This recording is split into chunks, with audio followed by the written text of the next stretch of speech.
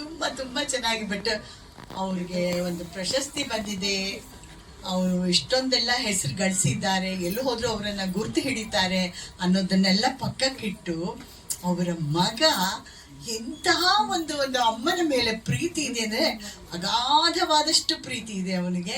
ಈ ತರ ಮಕ್ಕಳು ಇವಾಗ ಸಿಗೋದು ತುಂಬಾನೇ ಕಡಿಮೆ. ನಮ್ಮ ಇವರು ಹೇಳಿದಾಗೆ ತುಂಬಾನೇ ಕಡಿಮೆ. ಆದ್ರೆ ನನ್ನ ಅದೃಷ್ಟ, ನನಗೂ ಆ ಥರ ಮಗನೇ ಸಿಕ್ಕಿದ್ದಾನೆ. ನಳಿನಿಗೂ ಅವ್ರದ್ದು ಯಾಕೆ ನಳಿನಿ ಅಂತ ಏಕವಚನದಲ್ಲಿ ಸಂಬೋಧಿಸ್ತೀನಿ ಅಂತಂದ್ರೆ, ನಾನು ಅವ್ರಿಗಿನ್ನ ದೊಡ್ಡವಳು.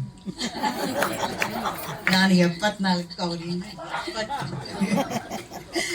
ಸೊ ಹಾಗಾಗಿ ಅವ್ರನ್ನ ಅಯ್ಯೋ ನಾನು ನಳಿನಿನ ಯಾವ ಹೇಗಿರ್ತಾರೆ ಅವನು ಅಂತ ಎಷ್ಟು ಕ್ಯೂಟ್ ಆಗಿದ್ದಾರೆ. ಅವ್ರ ನಗುನೇ ಎಷ್ಟು ಚಂದ, ಅವ್ರ ಮೂಗು ನೋಡಿ ಎಷ್ಟು ಚೆನ್ನಾಗಿದೆ. ನನ್ಗೊಂಚೂರು ಆ ಥರ ಮೂಗಿದ್ದಿದ್ರೆ ಇನ್ನೂ ತುಂಬಾ ಸಾಧನೆ ಮಾಡ್ತಾ ಇದ್ದೆ ಆ ಥರ. ಮತ್ತೆ ಅವ್ರ ಮಗ ಯಾವ ಎಂತೆಂಥ ಸರ್ಪ್ರೈಸ್ ಕೊಟ್ಟಿದ್ದಾರೆ ನೋಡಿ, ಒಂಥರ ನಂಬಿಕೆ ಆಗಲ್ಲ. ತುಂಬಾ ಆಶ್ಚರ್ಯ ಆಗುತ್ತೆ. ನಾನು ಅಮ್ಮಂದರನ್ನ ಕರೆದಿದ್ದೀನಿ, ಈಗ ಕಾರ್ಯಕ್ರಮಕ್ಕೆ ಅಮ್ಮಂದರನ್ನ ಕರೆದಿದ್ದೀನಿ. ಅಮ್ಮಂದರು ಬರಬೇಕು, ನಮ್ಮಮ್ಮನ ಒಂದು ಹೊಗಳಬೇಕು, ಅವರನ್ನ ಶ್ಲಾಘಿಸ್ಬೇಕು, ಹಾಗೆ ಹೀಗೆ ಅಂತ ಫೋನಲ್ಲಿ ಹೇಳ್ತಾ ಇರೋದು. ಇಲ್ಲಿ ಬಂದಿರೋ ಅಮ್ಮಂದರು ಯಾರು ಅಮ್ಮಂದರ ಥರ ಇಲ್ಲ, ಎಲ್ಲ ಒಂದು ಲಲನಾಮಣಿಯರು ಗಲಗಲ ಗಲಗಲಗಲ ಅಂತ ಅಂತಾನೆ ಅಲ್ಲಿ ಕೂತಿರ್ಬೇಕಾದ್ರೆ, ನಿಮ್ಮಮ್ಮನ ಇಂಟ್ರಡ್ಯೂಸ್ ಮಾಡ್ಕೊಡಪ್ಪ, ಬಂದ್ಕೂಳೆ ನಿಮ್ಮಮ್ಮನ ಇಂಟ್ರಡ್ಯೂಸ್ ಮಾಡ್ಕೊಡಪ್ಪ ಅಂತ ಅಲ್ಲಿ ಕೂತಿರೋರು ಯಾರೋ ಒಬ್ರು ಹೇಳ್ತಾ ಇದ್ರು. ಸೊ ಹಾಗಾಗಿ ನೋಡಿ, ನೀವು ಸ್ಟಾರ್ ಆಗ್ಬಿಟ್ರಿ ನೀವು. ಎಷ್ಟು ಖುಷಿ ಆಗುತ್ತೆ. ಹಾಗೆ ಹೊಟ್ಟೆ ಉರಿನೂ ಆಗುತ್ತೆ ನನ್ಗೆ ಈ ಪಾತ್ರ ಸಿಗ್ಲಿಲ್ವಲ್ಲ ಅಂತ ಅಂದ್ಬಿಟ್ಟು ಬಹಳ ಬಹಳ ಸಂತೋಷ. ನಾನು ಈ ಸಿನಿಮಾನ ನೋಡಿದೆ, ಒಂದು ಕಂಬ ಇಟ್ಕೊಂಡು ಆ ಕಂಬದಲ್ಲಿ ಇದೇನಿದು ಅವ್ನು ಕೇಳ್ತಾನೆ, ಏನಜ್ಜಿ ಇದು ಅಂತ ಕೇಳ್ತಾನೆ. ಅವ್ರು ಹೇಳ್ತಾರೆ ಆ ಬಾಲ್ಯದ ನೆನಪು. ಇವಾಗ ಸಾಮಾನ್ಯವಾಗಿ ಇವಾಗಲೂ ನಾವು ಕನಸ್ಕೊಳ್ಳೋದಾದ್ರೆ ನಮ್ಮ ಬಾಲ್ಯನೇ. ನಾವು ಯಾವ ಮನೇಲಿದ್ವಿ, ನಮ್ಮ ಸಣ್ಣ ವಯಸ್ಸಿನಲ್ಲಿ 5 ವರ್ಷ 8 ವರ್ಷ 10 ವರ್ಷದಲ್ಲಿ ಯಾವ ಮನೆ, ಅದೇ ಮನೆ ಕನಸಿಗೆ ಬರುತ್ತೆ ಹೊರತು ಇವಾಗ ನಾವು ಎಂಥ ದೊಡ್ಡ ವಿಲ್ಲಾಗಳಲ್ಲಿ ಬಂಗ್ಲಾಗಳಲ್ಲಿ ಇದ್ರೂ ಆ ಮನೆದು ಕನಸೇ ಬಂದಿಲ್ಲ. ನಿಮ್ಗೆ ಯಾಕಾದ್ರೂ ಬಂದಿದೆಯಾ? ನನಗಂತೂ ಬಂದಿಲ್ಲ. ಸೊ ಅದನ್ನ ಅವ್ರು ಇಟ್ಕೊಂಡು ಆ ಮನೆ ಮೇಲೆ ಎಷ್ಟು ಪ್ರೀತಿ, ಜೀವ.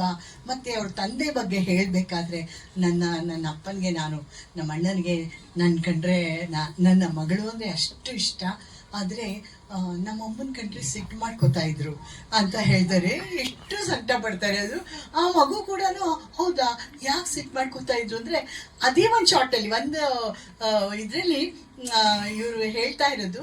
ಆಮೇಲೆ ಪದ್ಮಜರಾವ್ ಮತ್ತೆ ಇವ್ರ ತಾಯಿ ಪಾತ್ರ ಮಾಡಿದ ಶಾರದಾ ಅವ್ರು 3 ಜನದ್ದು ಒಂದು ಶಾರ್ಟ್ ಇಟ್ಟಿದ್ದಾರೆ.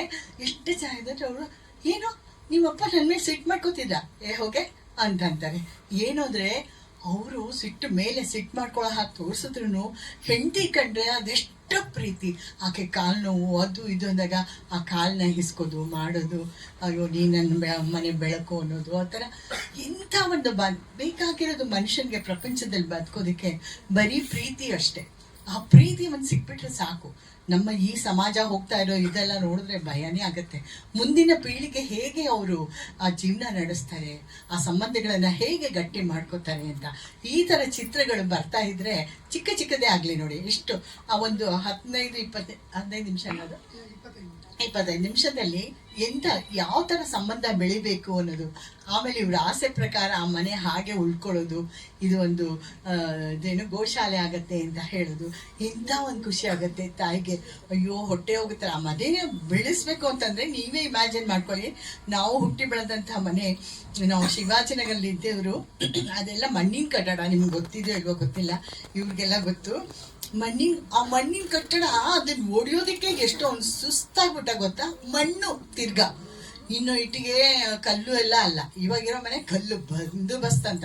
ಅವ್ರು ಯಾರೋ ಬಂದು ಹೇಳ್ತಾರೆ, ಇದ್ರದ್ದು ಹೆಲ್ತ್ ನೋಡ್ಬೇಕು ಅಂತಾರೆ. ಮನೆ ಹೆಲ್ತಾ ಏನು ನೋಡ್ತಾರೆ ಇವರು ಅಂತ ನನಗೆ ಆಶ್ಚರ್ಯ. ಬಟ್ ಆಗ ಅಂಥ ಒಂದು ಗಟ್ಟಿಯಾದ ಮನೆ ಎಷ್ಟು ಗಟ್ಟಿಯಾಗಿತ್ತು, ಹಾಗೆ ಸಂಬಂಧನು ಆ ಸುಖ ದುಃಖ ಎಲ್ಲದನ್ನು ಪಾಲು ತಗೊಂಡು ಎಲ್ಲರೂ ಅಣ್ಣ ತಮ್ಮಂದ್ರು 15 ಜನ ಇರ್ಬೋದು, 10 ಜನ ಇರ್ಬೋದು ಮನೇಲಿ, 20 ಜನ. ನಾನು ಬಾಳಿ ಬದುಕಿದಂಥದ್ದು ನಮ್ಮ ಅಜ್ಜಿ ಮನೇಲಿ 50 ಜನ ನಾವು ಒಟ್ಟಿಗೆ ಲೈನಿಗೆ ಮಲ್ಕೋತಾ ಇದ್ವಿ. ಎಂಥ ಒಂದು ನಾನು ಕೂಡ ಈ ಒಂದು ಚಿತ್ರನ ನೋಡಿ ಎಷ್ಟು ಅನುಭವಿಸಿದ್ದೀನಿ ಅಂತಂದ್ರೆ, ಬಹಳ ಖುಷಿ ಆಯಿತು. ನೀವು ಹೋಗ್ತೀರಿ ನಂಬ್ತಿರೋ ಇಲ್ವೋ, ನಾನು ಮೈಸೂರಿಗೆ ಹೋದರೆ ನಮ್ಮ ಹಳೆ ಮನೆಗೆ ಹೋಗ್ಬಿಟ್ಟು ಅಲ್ಲಿ ಅದು ಬೇರೆ ಇವಾಗ ಬದಲಾಗಿದೆ, ಆ ಮನೆಯ ಒಂದು ರೂಪುರೇಷೆಗಳೇ ಬದಲಾಗಿದೆ.